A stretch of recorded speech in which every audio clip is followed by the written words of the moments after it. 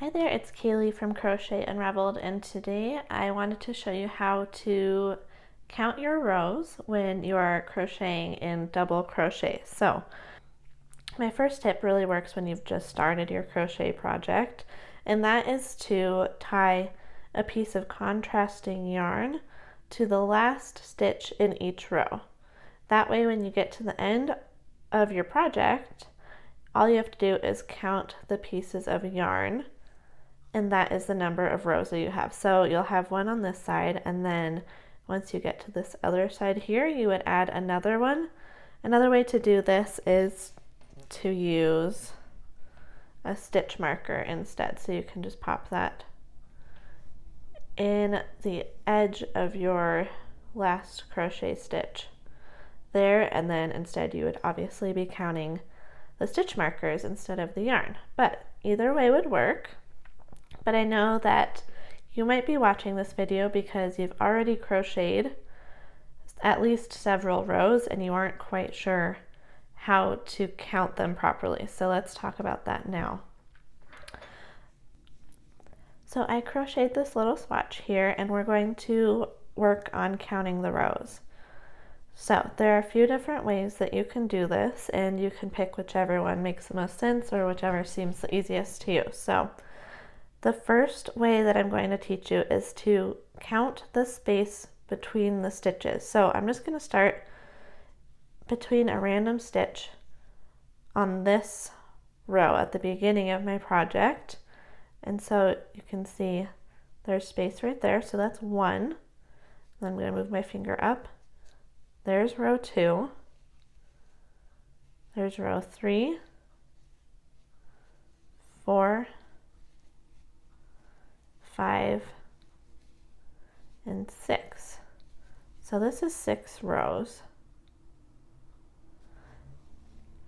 Another way that you can do this is by just noticing the texture that your stitches make. So when you crochet back and forth in rows, you'll notice that the front and the back of your stitches each have a different texture, and together they kind of make a neat little pair. So we know that this is our first row here, and then here is our second row.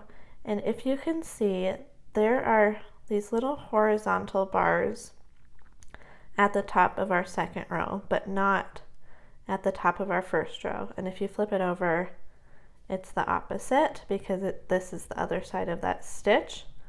So you can see your row of bars there, there, and there. But what I find is easiest is to start on the side where you have a set of 2 rows together with the bars at the top, and the bars can be thought of almost like punctuation. So here's a set of 2, there's another set of 2, and then here's our last set of 2 rows here. So that's another way to count. It's kind of easy once you get the hang of it, and you can count by 2s easily there. And then I have 2 more techniques that I want to show you to count your stitches. So the first is to look at where the tail of your crochet project is, and then just think it through logically. So what you likely did was crocheted a chain, and then your first row came back this direction. So that's row 1. And then you're going to go up, and you can kind of see the texture of row 2 here. Up, 3, 4, and so on.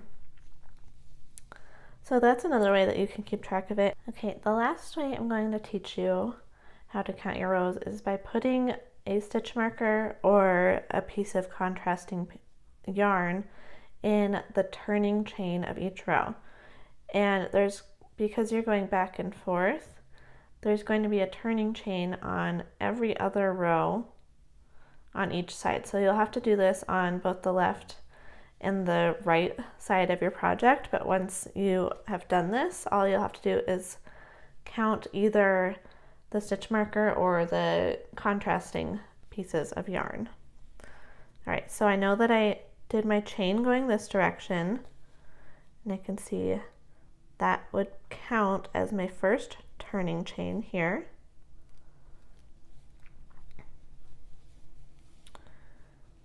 And if you turn your project this way, you can kind of see that the turning chain bumps out to the side a little bit. So that is a good way to identify it. And you can kind of see that that is your chain 2 right there for the turning chain. So there's 2 on this side.